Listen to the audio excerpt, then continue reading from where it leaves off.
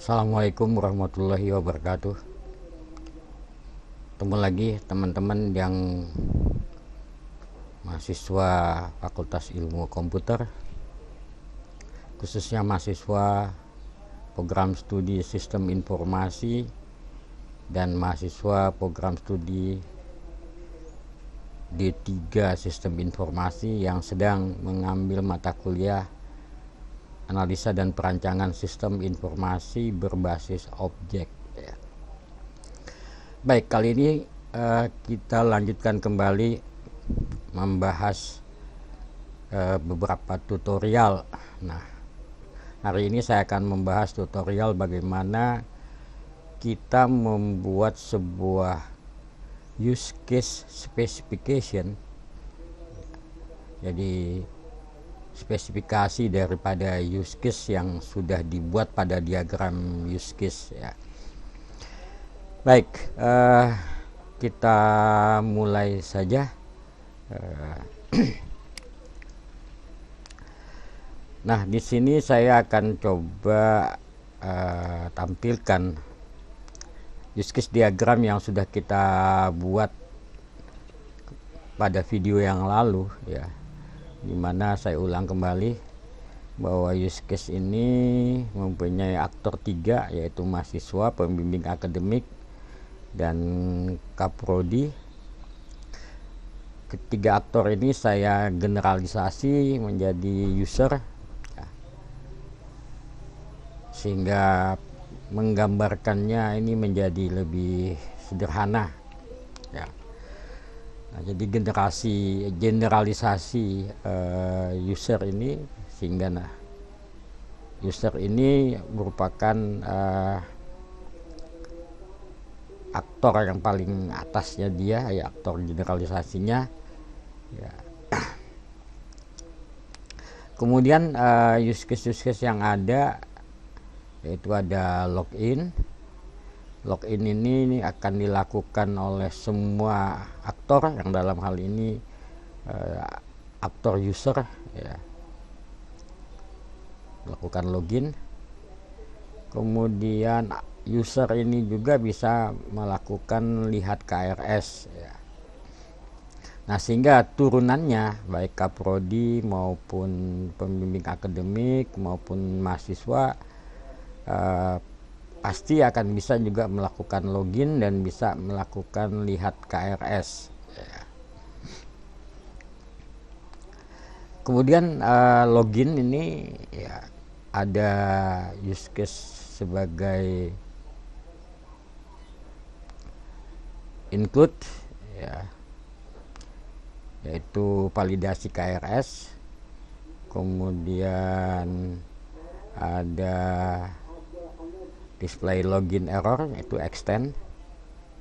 Kemudian untuk lihat KRS ini juga di-include pada saat monitoring, pada saat validasi KRS, pada saat buat laporan, pada saat buat isi KRS. Jadi lihat KRS ini akan menjadi include daripada use case tadi.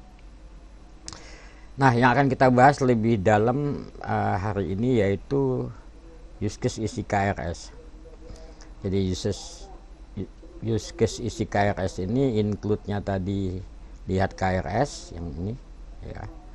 Kemudian dia juga include-nya adalah verifikasi KRS. Kemudian include-nya adalah cetak KST. Sedangkan extend-nya adalah display error KRS dan cetak KHS ya. Jadi display error KRS itu hanya akan dipanggil pada saat terjadi kesalahan di dalam isi KRS. Sedangkan cetak KHS ini use case yang akan dijalankan jika memang dibutuhkan untuk dilakukan ya. Baik. Nah, pembuatan use case ini mempunyai pasangan ya. Pasangannya itu adalah kita membuat yang dinamakan use case specification ya. Nah, use case specification itu isinya apa? ya. Nah, ini saya sudah siapkan di dalam Excel gitu ya. Jadi saya alihkan ke sini ya, Excel. Banyak sih template yang apa namanya, yang memberikan contoh bagaimana kita membuat spesifikasi use case ini. Nah, saya ambil contoh ini, kalau nggak salah contoh ini saya ambil dari webnya Visual Paradigm ya.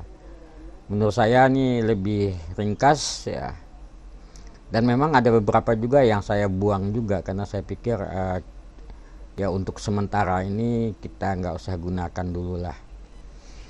Nah, isinya apa aja? Isinya yang pertama adalah nomor use case, nama use case ya. Kalau nomor itu ya untuk mengingat aja, menggampangkan kita kalau kita di dalam kerja tim itu dokumentasinya menjadi lebih gampang. Ini saya kasih nama UC KRSOL 02 ya, itu hanya sebuah nama aja artinya. Kemudian nama use case-nya isi KRS. Nah, isi KRS ini sesuai dengan nama tadi, nama apa namanya di sini ya, yaitu isi KRS ya. Ya, ini tadi. Nah, cuman saya tambahkan penjelasan lagi, isi KRS itu adalah KRS Kartu Rencana Studi, artinya tidak membuat namanya menjadi berbeda, cuma saya tambahkan penjelasan aja. Kemudian isi selanjutnya adalah uraian singkat. Uraian singkat itu adalah memberikan apa, summary description atau brief description itu tentang use case tadi. Nah, ini saya kasih uraian yang singkat banget, yaitu mahasiswa mengisi rencana kuliah dengan memilih mata kuliah, kelas, dan data lainnya yang terkait. Aktornya siapa? Nah, aktornya siapa? Kembali lagi ke use case tadi kan. Aktornya di sini adalah yang menjalankan use case ini adalah mahasiswa, ya kan? Hanya mahasiswa. Sedangkan aktor-aktor yang lain tuh nggak ada ya, nggak ada. Baik, ya. Kemudian di sini ada use case terkait atau aslinya disebutkan related use case ya.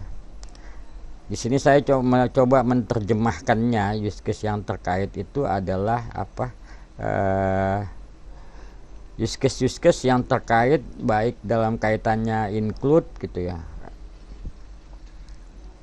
baik dalam kaitannya include maupun dalam kaitannya dengan extend. Nah, di sini kita lihat ya, include-nya tadi udah saya jelaskan, include-nya dua, yaitu cetak KST dan verifikasi KRS. Sedangkan extend-nya itu ada satu lagi, include-nya isi KRS ya. Sedangkan extend-nya di sini ada dua, yaitu display error KRS dan cetak KST. Jadi saya menerjemahkan dari apa namanya, istilah KRS yang terkait itu ya. Oke, kembali ke Excel tadi. Mana Excelnya hilang ya? Excelnya di sini ya. Nah, jadi related use case atau use case yang terakhir tadi, ini dia adalah ini include, ini extend, ini include, ini adalah extend ya. Oke, mungkin ada satu lagi yang saya nggak tuliskan tadi, lupa, yaitu apa, ada extend apa tadi, ada extendnya adalah mana, kode kita insert aja sekalian. Extendnya itu adalah apa, di bawah situ dia nggak kelihatan ya, sorry ya, cetak KHS ya tuh. Jadi ada satu lagi extendnya, yaitu cetak KHS. Oke, kita tambahkan aja, nggak apa-apa. Di sini extendnya adalah, ini saya copy aja, ini saya paste ya, pastenya itu adalah apa, use case cetak KHS ya, cetak KHS. Oke, jadi udah ya, udah pas. Nah, kemudian yang dua hal yang mungkin perlu diperhatikan betul adalah poin 6 dan 7 ya. Poin 6 itu adalah kondisi awal. Nah, kondisi awal itu saya coba artikan itu adalah dari kata precondition. Ya, preconditionnya ini pakai S belakangnya. Artinya prekondisinya bisa lebih dari satu gitu ya. Ya, precondition. Nah, apa prekondisinya? Artinya prekondisi adalah kondisi awal yang sudah terjadi. Nah, kan kondisi awal itu kan mestinya sudah terjadi kan. Sudah terjadi sebelum use case itu dijalankan. Nah, saya mengambil yang singkat aja dari teman-teman yang udah biasa ngisi KRS itu kan tentunya kondisi awalnya ya bisa mungkin dari awal dari sebelum login juga bisa, artinya dia searching dulu di web, dia cari alamatnya, URL-nya si akad di mana, kemudian dia klik, dia masuk, kemudian login gitu ya. Nah, ini saya ambil kondisi yang paling paling ya moderat lah. Saya ambil mahasiswa sudah berhasil login si akad, sudah menampilkan halaman menu utama di layar. Nah, alasan saya kenapa saya memilih sudah berhasil login, karena kalau kita kembali lihat lagi di use case-nya gitu kan ya. Karena login itu kan terpisah dia. Nah, login ini di sini gitu ya. Sehingga saya berkesimpulan berarti untuk mengisi KRS ini udahlah kita mulai aja dari login yang sudah dilakukan gitu ya. Jadi jangan sebelum login. Ada mahasiswa yang tanya saya, Pak, kan harus login dulu ya. Kita tinggal lihat konteksnya aja ya. Konteksnya kita di sini adalah bahwa use case login itu terlepas gitu, punya use case sendiri gitu. Sehingga isi KRS ini dia sudah dalam keadaan ya sudah selesai loginnya sudah berhasil. Nah, Oke, kita kembali lagi tadi ke Excel-nya tadi. Iya. Oke. Ya, jadi memahami itu penting juga sih kita buat kesepakatan gitu ya. Artinya ya kalau loginnya sudah dipisah ya berarti dia sudah login ya. Kemudian yang kedua prekondisinya ya mahasiswa menggunakan NIM sebagai user account dan password untuk dapat login ke aplikasi si akad. Ini sebagai tambahan aja untuk menjelaskan bahwa mahasiswa sudah berhasil login. Kemudian juga mahasiswa yang sudah berhasil login itu adalah mahasiswa yang terdaftar sebagai mahasiswa aktif dan sudah menyelesaikan kewajiban pembayarannya. Di dua kondisi awal ini tambahan dari kondisi yang pertama. Kemudian aspek yang lain yang kita lihat tuh adalah kondisi akhir, post condition. Ini juga sama. Ini dia kalau bahasa Inggris kan gampang. Kalau dia bisa lebih dari satu kan tinggal kita tambahin S aja di sini, selesai kan urusannya. Ya. Artinya kondisi akhir ini ada beberapa kondisi yang kita inginkan gitu ya. Kondisi akhir. Oke. Nah, yang pertama adalah saya tuliskan kata berhasil ini saya bold gitu ya. Saya bold artinya apa? Ini menyatakan bahwa memang kondisi akhir yang diinginkan dari use case ini gitu. Apa? Pertama, mahasiswa berhasil. Nah, jadi ada penekanan kata di situ. Berhasil mengisi KRS, mahasiswa berhasil mencetak KST. Ya, dari sisi mahasiswanya udah dua itu aja lah gitu ya. Karena tadi kenapa saya tidak masukkan cetak KHS ya, karena KS itu kan sebetulnya extend aja kan, dia boleh boleh dia lakukan, boleh enggak. Kemudian yang ketiga itu adalah kondisi akhirnya yang diinginkan adalah sistem berhasil menyimpan data KRS. Ya, jadi ada 3 tadi. Mahasiswanya berhasil mencetak KRS, mahasiswa berhasil mencetak KST, sistem berhasil menyimpan data KRS. Karena ya penting sekali, karena kalau dia berhasil mengisi, berhasil mencetak, tapi datanya tidak tersimpan, nah itu kan ada suatu dilema di sana, kan dia nyetak kok tapi datanya nggak ada. Ya. Nah, sehingga disinilah saya memasukkan kondisi akhirnya ada 3 ini gitu. Baik, sekarang bagaimana skenario-nya? Nah, skenario itu kan dikatakan bahwa menyusun skenario itu adalah memperlihatkan behaviornya gitu, si aktor ya, dan behaviornya sistem. Nah, sering dikatakan bahwa yang aksi itu adalah aktor, yang reaksi itu adalah sistem.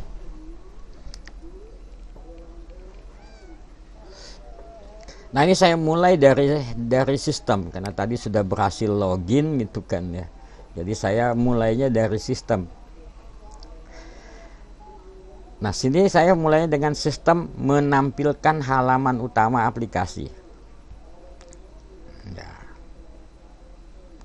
Kata menampilkan ini saya tebal ya, maksudnya ada, nanti kita jelaskan lagi. Kemudian yang kedua, mahasiswa, kedua ini ya, dua ya. Mahasiswa mengklik menu utama dan pilih KRS online ya, jadi dia mengklik menu utama dan pilih KRS online. Nah, sebetulnya menuliskan ini disalahin juga, karena katanya jangan pakai ada dan gitu ya, karena dia satu-satu. Tapi ya nggak apa-apalah, karena saya pikir dia kan milih menunya kan pasti kan, menu utama dan pilih KRS online, jadi dijadikan satu juga boleh ya. Karena saya selalu menyatakan kepada mahasiswa semua ya, bahwa kita membuat ini ya tidak juga eksak, artinya tidak 1 tambah 1 sama dengan 2 gitu ya.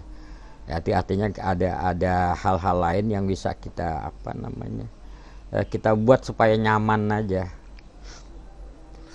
Oke, kemudian langkah kedua ini akan ditanggapi oleh sistem ya. Yang ketiga ini, jadi urutannya 1, 2, 3.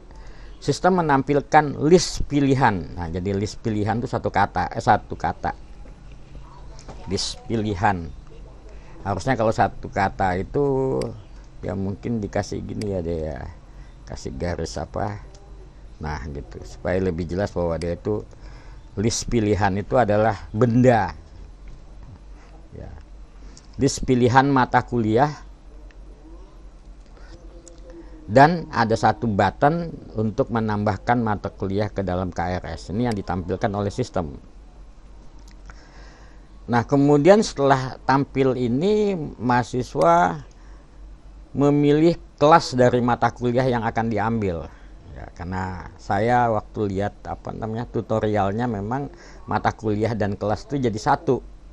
Jadi kalau dia pilih mata kuliah ya ada kelasnya, atau dia pilih kelas ya kelasnya ada mahasiswanya, ada mata kuliahnya gitu. Oke, yang keempat. Kemudian yang kelima, karena ada button di situ ya, tadi dikatakan dia menampilkan button ya, button untuk menambahkan mata kuliah ke dalam KRS. Maka mahasiswa memilih, setelah dia memilih mata kuliahnya, kemudian ada button untuk menambahkan mata kuliah ke dalam KRS. Ke dalam, maksudnya ke dalam itu ini dipisah. Ya. Katanya bahasa Indonesia begitu, ke dalam KRS ya. Nah, setelah dalam bersamaan ya, sebenarnya hampir bersamaan sih, beda-beda berapa milisecond mungkin ya, maka sistem akan bereaksi. Pertama itu yang keenam ini, sistem melakukan verifikasi persyaratan prasyarat, ya, bukan persyaratan, melakukan verifikasi prasyarat mata kuliah yang dipilih. Jadi misalkan mengambil APSI 2, ya APSI 1-nya udah diambil gitu kan, misalkan. Kemudian yang ketujuh, sistem melakukan verifikasi kuota. Kuota itu adalah jumlah maksimum isi kelas dari mata kuliah yang dipilih.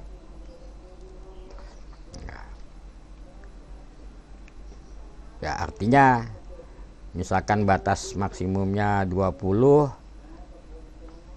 mahasiswa ini yang ke-21 ya mungkin dia akan diverifikasi ya. Nanti kita lihat apa yang dilakukan. Kemudian yang ke-8, sistem menambahkan jumlah SKS. Ya, artinya jumlah SKS yang dia ambil misalkan awalnya 0, ya kemudian yang diambil 3 sekarang jadi 3, nanti ambil lagi 3 misalkan jadi 6 dan selanjutnya. Kemudian yang ke-9, sistem menyimpan data isi KRS. Nah ini tadi itu kan ya. Kemudian yang ke-10, sistem menampilkan isi KRS ya. Kalau tadi dia menampilkan mata kuliah, list mata kuliah yang dipilih, kalau ini dia sistem menampilkan isi KRS, atau kalau untuk jelasnya saya tambahkan lagi isi apa di sini, list ya, list karena dia berupa daftar kan ya, atau KRS saja karena dia kalau list nanti list mata kuliah ya, ya menampilkan isi KRS 10. Kemudian yang ke-11, mahasiswa memeriksa kembali isi KRS ya. Kemudian yang ke-12, mahasiswa mencetak KST. Ini saya kasih catatan di sini adalah draft yang belum divalidasi oleh pembimbing akademik. Nah, kenapa saya bilang masih draft? Karena kalau kita kembali lagi ke use case-nya gitu kan, maka validasi KRS itu di sini gitu kan, di sini. Jadi pada waktu di sini ya dia mencetak tapi mencetak KHST yang belum divalidasi kan gitu logikanya. Karena isi use case kita tidak termasuk validasi, kita hanya isi KRS, di mana dalam isi KRS itu bisa mencetak kan, tapi mencetak KST yang belum divalidasi kan gitu. Nah, diperkirakan skenarionya kayak gitu. Baik, nah sekarang kita ketemu skenario alternatif. Skenario alternatif itu banyak referensi yang mengatakan bahwa itu adalah untuk kita menuliskan gitu kan, merupakan alternatif dari skenario utama. Kalau tadi kan skenario normal nih, artinya kita anggap dia semuanya berhasil, ini berhasil, ini berhasil, berhasil kan gitu ya normalnya kan. Demikian juga yang sebelah kiri juga berhasil gitu. Nah, skenario alternatifnya kan bisa saja sesuatu aksi atau kegiatan ini dilakukan tapi tidak berhasil. Nah, tidak berhasilnya itulah yang kita tuliskan di skenario alternatif. Nah, ini saya ambil contoh yang sederhana aja, artinya saya tidak mengcover keseluruhannya ya. Saya anggap aja yang nomor 6. Nah, nomor 6 ini sistem melakukan verifikasi prasyarat mata kuliah yang dipilih. Ya, tentunya kan hasil verifikasinya ini kan berhasil gitu ya. Nah, bagaimana seandainya dia verifikasi prasyaratnya tidak berhasil? Ya, maka di sini yang 61-nya kita tuliskan sistem menampilkan pesan prasyarat mata kuliah tidak memenuhi. Nah, jadi yang tidaknya kan di sini. Kemudian yang ke 71 juga sama. 71 itu merupakan penjabaran tidaknya dari 7. 7 itu kan melakukan verifikasi. Nah, 71-nya jika dia gagal. Ya, apa kegagalannya? Sistem menampilkan pesan kuota kelas sudah penuh. Ya.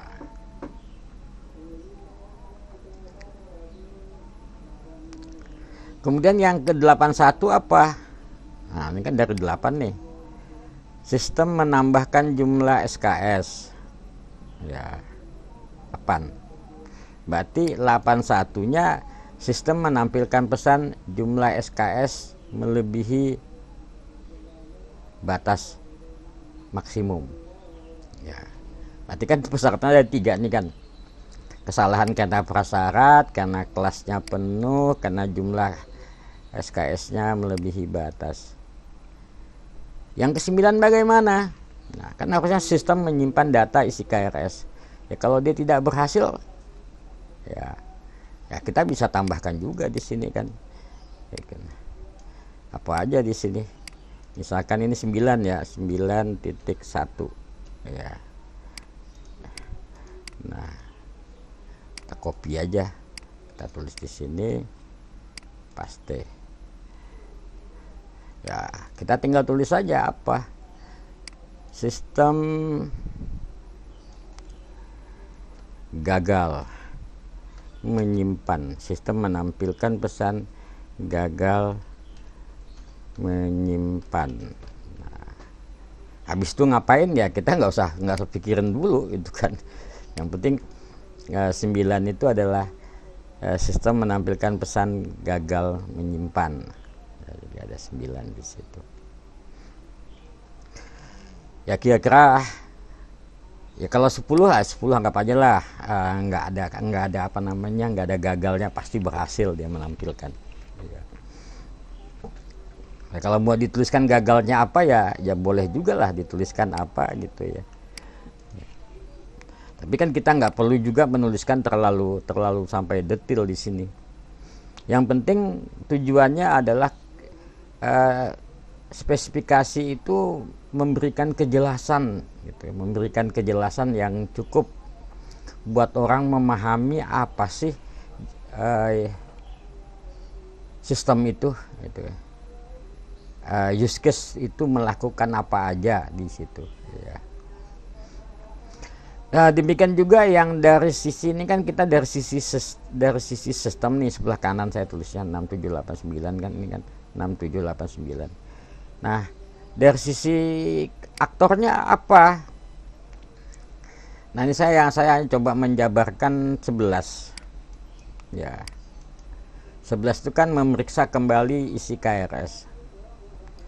Yes. Kalau dia meriksa oke, ya udah lanjut ke 12 kan.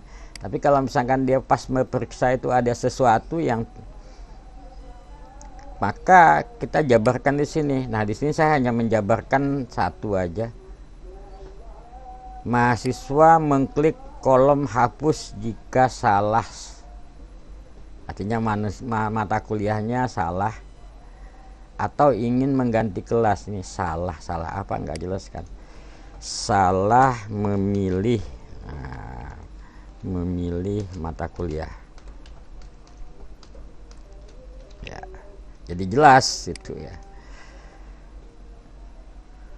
Ya, salah memilih.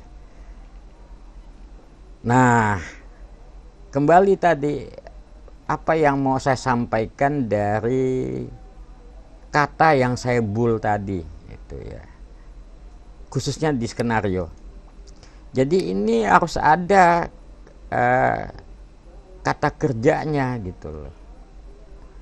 Kata kerja. Ya, kata kerja. Sistem menampilkan. Nah, itu kata kerja kan, menampilkan. Oh, sistem melakukan verifikasi. Ini melakukan verifikasi, ini menambahkan, ini menyimpan, ini menampilkan. Ya. Artinya memang ya kalau kalimatnya ada kata kerja ya kita jadi tahu sistem melakukan apa, nah, kan gitu. Nah, ini melakukannya saya tulis lagi karena saya kalau tulisnya sistem memverifikasi kayaknya nggak enak juga gitu. Jadi saya bilang sistem melakukan verifikasi. Nah, iya. Sebenarnya kata kerjanya kalau tambahkan awalan mem itu awalan me ketemu v jadi mem. Nah, jadi memverifikasi. Ya. Tapi ya enaknya begini aja lah. Yang pasti ada kata kerjanya di situ apa? Melakukan verifikasi kan gitu. Sistem menambahkan jumlah SKS, ya, sistem menyimpan data isi KRS, ya. Ya boleh juga menambahkan, boleh juga apa menjumlahkan, ya. Ya mana yang dikira orang menjadi lebih paham aja. Karena jangan sampai kita membuat kalimat bukan membuat orang tambah paham, tapi membuat pengertiannya menjadi ambigu gitu. Nah, katanya buku tuh bilangnya begitu. Jangan membuat kalimat yang membuat pembacanya menjadi ambigu. Ambigu itu artinya mempunyai pengertian yang apa? Yang berbeda. Nah, bisa diartikan macam-macam. Ya, cuman buat kita ini kan susah ya, karena kita kan tidak secara khusus belajar bahasa Indonesia ya. Kita cuman sebagai orang Indonesia yang mencoba untuk menuliskan bahasa Indonesia yang baik dan benar. Itu pesannya. Ya.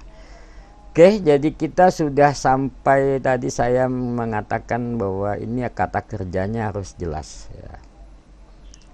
Dan keywordnya juga nggak banyak lah. Keywordnya tuh paling menampilkan, mencetak, apa, memeriksa, menyimpan, ya. Menambahkan, menginput, ya, menginput. Cuman yang aneh di sini ya, saya lihat tulisan orang nulisnya mahasiswa mengklik. Saya pikir ya, mungkin juga benar ya. Udah saya coba aja ikutin, ya. Mudah-mudahan benar aja gitu kan, ya. Karena susah juga nulisnya mahasiswa melakukan klik. Melakukan klik atau menekan tombol mouse sebelah kiri ya. Nah, itu tambah panjang kalimatnya gitu. Tapi paling tidak kalau saya tulis mahasiswa mengklik itu mungkin maksudnya yang diklik itu adalah mouse gitu. Karena kita bahasanya sama kan gitu, mengklik. Jadi mengklik itu berarti mengklik mouse ya, bukan mengklik yang lain. Iya. Kalau mengklik-klik itu artinya lain lagi. Oke. Nah, dari template yang saya ambil ini ada ditambahkan. Menurut saya juga berarti juga gitu. Walaupun dari template yang lain juga tidak ada yang menuliskan ini, tapi setelah saya pikir-pikir gitu secara apa mendalam ya, ada penulisan ini, ketentuan atau aturan ya, kalau dia menyebutkannya adalah business rule. Oh iya, saya pikir penting juga, karena kalau tidak kita sampaikan bahwa di situ ada business rule-nya, kita untuk mempelajari atau mereverse-nya lebih jauh kan juga susah ya. Nah, apa di sini kalau setelah saya lihat dari use case ini ya, mungkin yang menjadi ada aturan di sana yaitu adalah aturan, misalkan ini kita kasih aja lah 1 gitu ya, 1 ya. Kemudian di sini kasih 2, di sini kita kasih 3. Jadi tahu bahwa ya ada business rule-nya ada 3 yang kita mau pakai. Mana kanan? Oh iya nih. Oke, yang pertama adalah ada ketentuan tentang batas maksimum SKS yang mengambil mata kuliah. Jadi batas maksimum SKS. Jadi yang membatasinya itu adalah SKS. Nah, ada ketentuannya kan itu ya. Misalkan apakah IPK, apakah IPS, tergantung aja lah. Ya, IPK-nya misalkan atau IPS-nya lebih besar dari 4, bisa mengambil 24 SKS. Lebih besar dari 4 nggak ada ya. Ya, anggap aja 3,75 sampai 4 gitu ya. Atau nah ini ada aturannya ya. Dan aturannya itu ya setiap mahasiswa punya aturan ini. Ada di buku pedomannya masing-masing. Nah, yang kedua juga sama, ada prasyarat mata kuliah. Jadi mata kuliah ini untuk bisa diambil syaratnya apa gitu. Itu juga ada di ketentuan akademik. Ya. Ketentuan akademik. Ya, wah ini boleh juga kita tulis di sini barusan deh, jadi kebayang apa ketentuan atau peraturan lah ya. Ketentuan atau peraturan akademik. Nah, itu aja lah. Jadi paling enggak kita tahu ya ini ada peraturan akademik. Yang ketiga di sini adalah kuota kelas. Nah, kuota kelas ya mungkin juga ada ketentuannya, cuman di mana aturannya ya saya belum pernah lihat juga gitu kan. Kuota kelas itu adalah jumlah maksimum mahasiswa dalam satu kelas. Ya, kalau saya pernah dengar kalau untuk jurusan eksak maksimumnya berapa gitu ya. Kalau untuk jurusan non eksak boleh lebih banyak lagi dalam satu kelas. Ya, untuk mata kuliah yang sifatnya non eksak. Nah, yang jelas itu ada ketentuannya. Nah, ini ketentuan ini kalau kalian benar untuk menganalisis sistem gitu ya, ketentuan itu memang harus dibaca, didapat dibaca, kemudian dilihat versinya, apakah versi yang terakhir atau versi yang lama gitu kan, supaya kita bisa tuangkan ini ke dalam business rule pada saat kita untuk mendesain sistemnya. Oke, ini saya tulis ini supaya jangan ada yang komplain ya. Saya cuma bilang bahwa ini dibuat untuk contoh mahasiswa ya kan ya, artinya tidak ada maksud lain saya membuat ini ya. Dan sekarang nih berat kan, banyak orang ini apa namanya, ada hak cipta gitu ya. Oke. Nah, inilah kira-kira use case specification yang harus dibuat ya, harus dibuat untuk semua use case yang ada di dalam sebuah diagram use case ya. Baik itu yang di-include maupun itu yang di-extend, itu harus dibuatkan ya. Supaya apa? Supaya sistem itu menjadi bunyi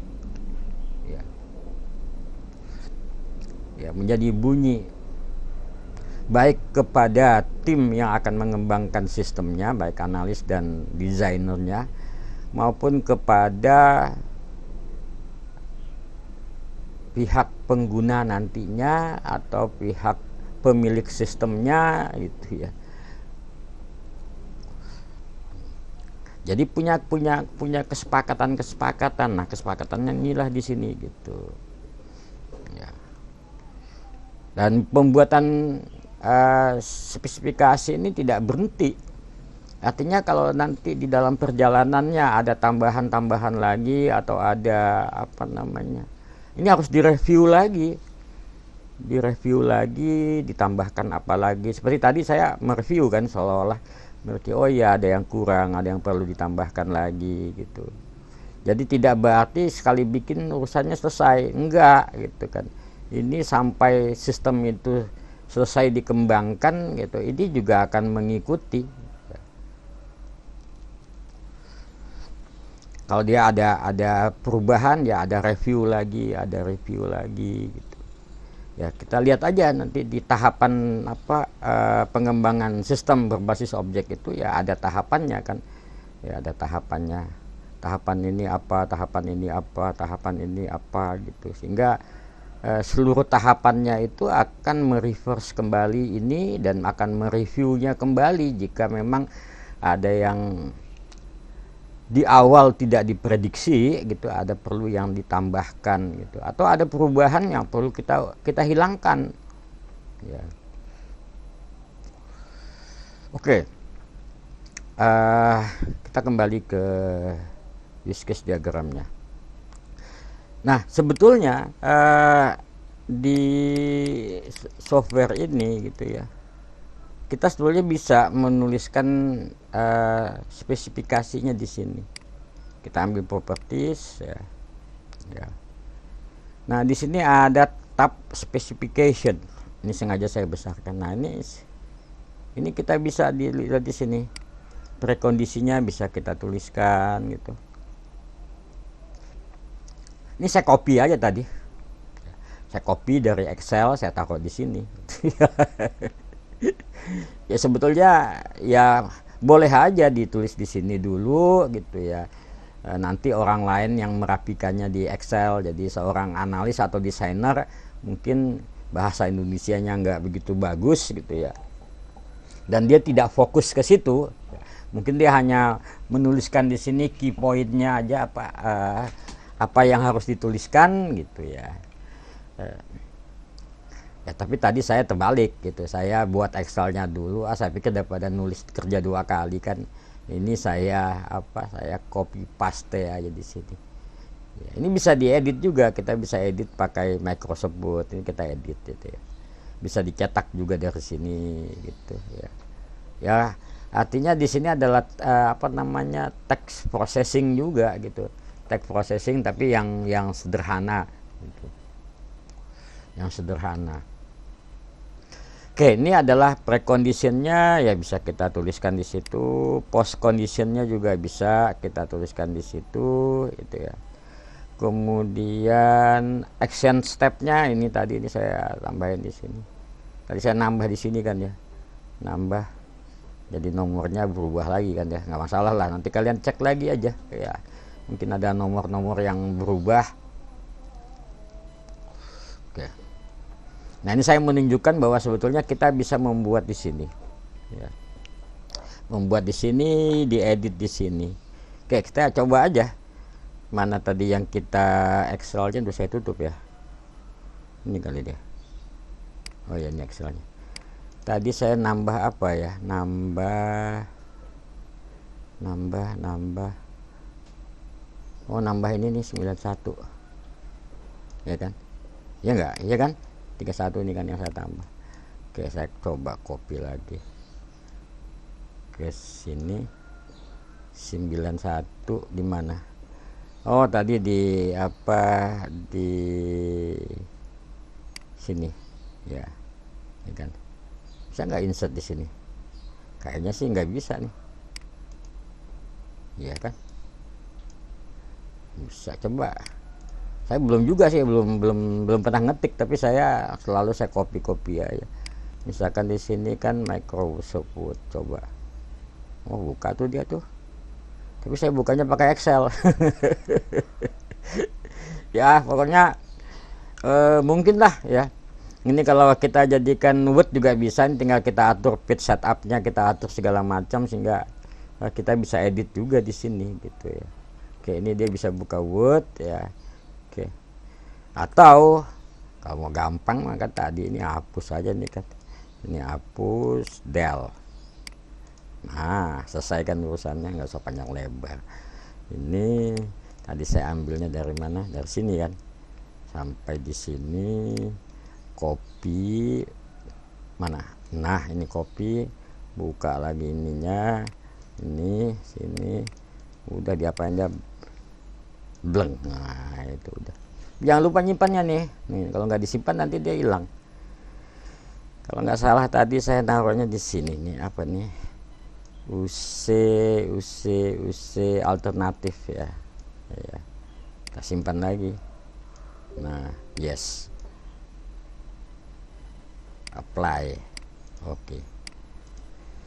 Oke, kemudian kita lanjut lagi tadi, apa aja yang kita tuliskan tadi itu udah precondition, kemudian action, Kemudian ini udah saya tadi yang kita tambahkan, ini post condition udah. Nah, satu nih ada ini extension point. Extension point itu buat apa sih? Nah, extension point itu sebetulnya kalau kita mau menjelaskan lebih rinci lagi, kita coba help, kita cari di sini itu adalah apa? Extension point. Kita bilang apa? Use case. Ya. Nah, kan di sini ada nih kan. Ada apa aja? Mana tadi sih dia? Harusnya ada nih. Extension point. Extension ada di sini. Ya. Ada di sini. Extension point. Oh, ini mungkin salah nih. Nah, coba kita enter lagi. Enggak ada ya. Extension point. Oh, ini salah nih. Point. Ada enggak? Extension point. Mestinya ada. Atau kita cari kata kuncinya apa? Use case specification.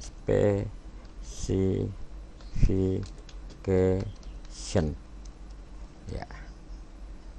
Ada enggak? Specification. Oh, ini coba kita cari. Oh, ini dia tadi salah saya. Nah, nyarinya di search bukan di index. Oke. Nah, di sini kan ada. Nah, ini pada penjelasannya kan. Action step itu nulis ini tadi. Extension point adalah specifies a textual description of action that extend the normal sequence. Nah, kan normal sequence of action. Jadi extend itu perluasan ya dari sequence yang normal atau urutan aksi yang normal. Extension are usually introduced with an if then statement. Nah, gitu. Jadi kita nulisnya pakai if then, ya, jika ini maka ini, jika ini maka ini gitu. Ya. Bisa, ya. Ya, cuman nggak ada example aja di sini kan. Nggak ada example-nya. Ya. Jadi maksudnya itu kalau kita akan menambahkan lagi di situ ada ini kan that extend the normal sequence of action, ya kan. Jadi adalah merupakan perluasan dari urutan aksi yang normal, nah, gitu, yang normal. Oke, extension point ya, jadi bisa aja ditambahkan di situ. Tapi dia bilang yang penting ada if-nya di situ. Nah, gitu. Ada example nggak? Ada ya.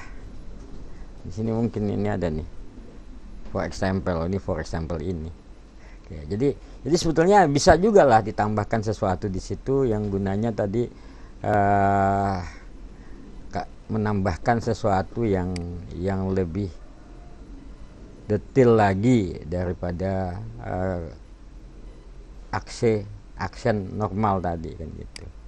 Ya, jadi kalau kita kembali ke sini tadi ini kan, jadi extension point ini gitu kan, situ exceptionnya ini, pengecualiannya ini gitu.